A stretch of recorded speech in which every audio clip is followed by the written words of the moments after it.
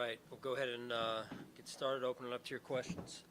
Sean, you guys have never kicked off an NFL season before.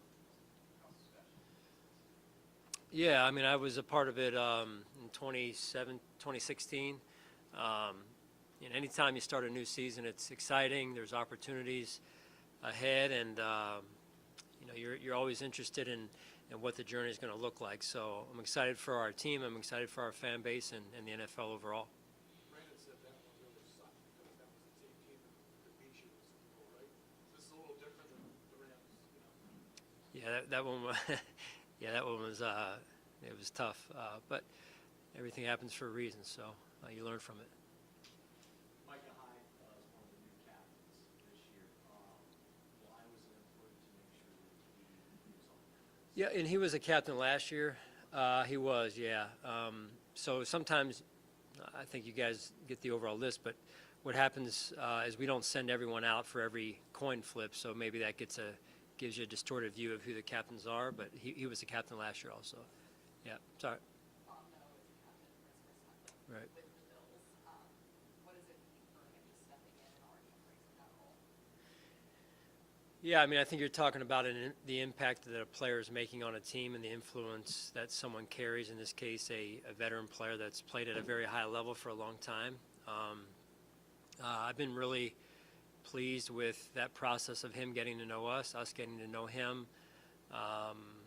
He is certainly a phenomenal player, but he's also a phenomenal person, and I think that's sometimes what goes maybe not as celebrated. But I think he really fits into our culture, and he's really added a ton to our football team. Sean, is there any way to quantify just how disruptive your battles can be? Yeah, I mean, he's obviously the best player in the NFL on the defensive side, and you turn the tape on in the first three plays, you don't have to go any further than that. You're seeing him make an impact on the game, and interrupt offensive rhythm, and you're just trying to get a play run, and he's blowing it up. So ex-wrestler, I would add, but yeah, he's a phenomenal player. So, Ryan Bates, obviously, part of that, middle of that line. How good do you feel going in? Obviously, you re-signed him in the offseason. How good do you feel that Bates is at least established and maybe might be more ready for that game than he would have been a couple of years ago, for sure? Yeah, I mean, it's going to be a team effort inside there with Donald, and trying to just get him to stay where he is for once. I mean, you watch it in the division when they play. It's 60 minutes of straining, really, and that's what we have to do. We've got to strain and work together, communicate, and it's never just one guy. It's got to be all five. You won't have Trey White, obviously. Two young corners on the boundary. Christian Benford maybe in the mix there. But Taryn, he is a vet at this point. Obviously, played a lot of football for you guys. How important is he this match, especially going up against offense that's super tough? Yeah, I mean, phenomenal player in Cup, and it's been interesting to watch his career take off and him develop over the years. Haven't played him a ton, but a lot of respect for what they do, and then in this case, what Cup's been able to do, and he's earned every ounce of his recognition. So it'll be a big challenge for us that way, like they will as a team, and they're the defending Super Bowl champs. So at their place, so we got to play good team ball. How much can those young guys lean on Taryn? Yeah, he's learned a lot over the years. I mean, those young guys, they seem like they are open to learning from just about anybody, which is good. We've got good veteran leadership on our team, and I count on those guys a lot. Sean, how consistent of a message have you had regarding managing expectations? We talked about it at the front end of the time. We got together in training camp, maybe a little bit in the spring, late in the spring. We're really focused on us and what we're trying to get done, and it does us no good to go out there and try and be someone we're not. And I think we just stick with who we are, and it's gotten us this far, and we just take it one game at a time here. Do you think last season expectations were elevated, maybe more so than they were previous to your regime here? Did you learn things from how to handle things a year ago that could help this year? Yeah, absolutely. I think you learn every year, whether it's a good season, bad season, low expectations, high expectations. That's the journey of the NFL, and I think all the while it makes you better as you move forward on the field, off the field, and I think we've got a lot of guys and staff really overall that appreciate that journey. Are you optimistic for Isaiah this week? Where do you see him in terms of practicing and being ready? Yeah, you'll see him out there today. We'll see how he does. At least on the surface, he looks to be in line for an expanded role offensively. Given what he went through last year and he had some downs last season, how has he maybe responded to those challenges? And what's your confidence level if he does see that expanded role on offense, that he can be a guy like Cole was for you, who may see 10, 12 targets a game at times? Yeah, he'll be his own person, his own player. Cole was phenomenal in there for us, and I think Isaiah will do a good job just the same in terms of what he does and how he does things. A little bit of a different player, but I've been very impressed with Isaiah overall. He came back in the spring, re-signed obviously, and he's a big part of what we do. Sean, will Tim Settle practice today? I'm sorry? Tim Settle, will he practice? He will be today? out there, right? What have you seen in the past months and maybe even beyond this season in Ken Dorsey and how prepared and ready it gives you confidence how ready he is for this moment? Well, all you can do is work at it, right? And Ken's an extremely hard worker. He's very conscientious in his approach as well. And there's a first time for everyone in terms of the experience factor, and this will be his first time. And as I shared with some of our young coaches, this will be quite an introduction to the NFL opening the season on national television. But that makes it fun, and I'm sure he'll learn a lot. We'll learn a lot, and we support one another, and we go to work.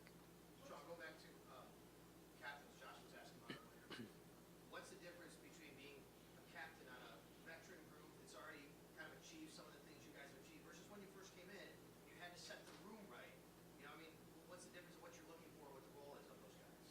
Yeah, I think because of the core expectations just in-house and the messaging and the culture, the continuity to that piece is already established, and what those guys do,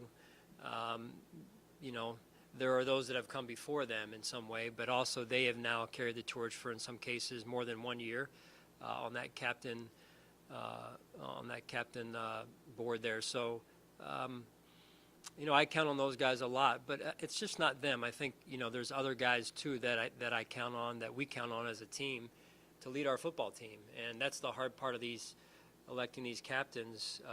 Although it's a great honor, that comes with great responsibility, number one, but also there's other players on our team that, to me, wear an invisible C on their chest because of what they bring to our football team and how they steady us and how they inspire us and add value to our football team overall. I'm sorry, there's so much focus on the quarterback, and you have these big moments like Thursday, and Josh has seemed to really embrace those. He likes the moment.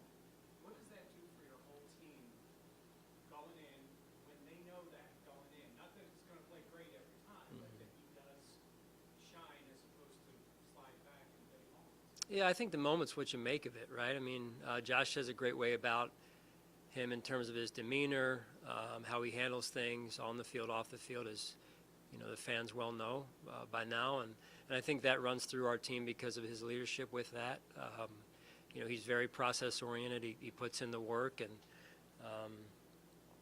maybe it's from growing up around the family he grew up around, and the support that he had, and the way he was raised, and the way that he handles things like that. Sean, obviously, Cup gets a lot of attention there.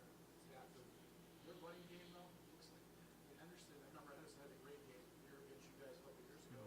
Akers in the mix. Is that something that really you need to worry about? It's not just their passing game that's dangerous there? Yeah, they've got multiple ways that they can attack you, and they're explosive. I think Sean does a great job of calling it and game planning, and he's as good as there is out there. So, I think we'll have a big challenge there, and again, it's got to be good team defense overall. Are there any challenges that come from integrating a punter so close to the start of the season after you've had all these practices and stuff? Are there any challenges with that, or is it pretty easy?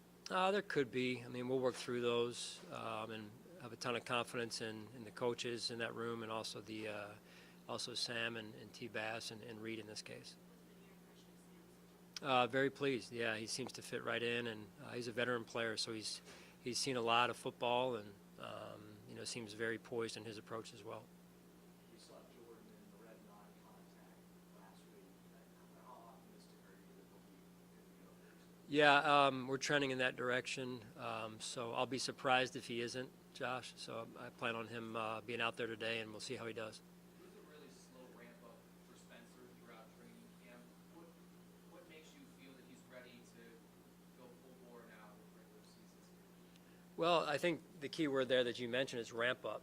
He's been able to ramp it up, and in particular the last couple of weeks here, and I give him a lot of credit. He's come off of an injury and a surgery, and our training staff the same way. They've worked together, and I think the communication seemed to run fairly smooth there, and it's gotten him to where he is. So we'll see how he does today. We'll be in pads and just take it one day at a time here. All right. Thanks, guys.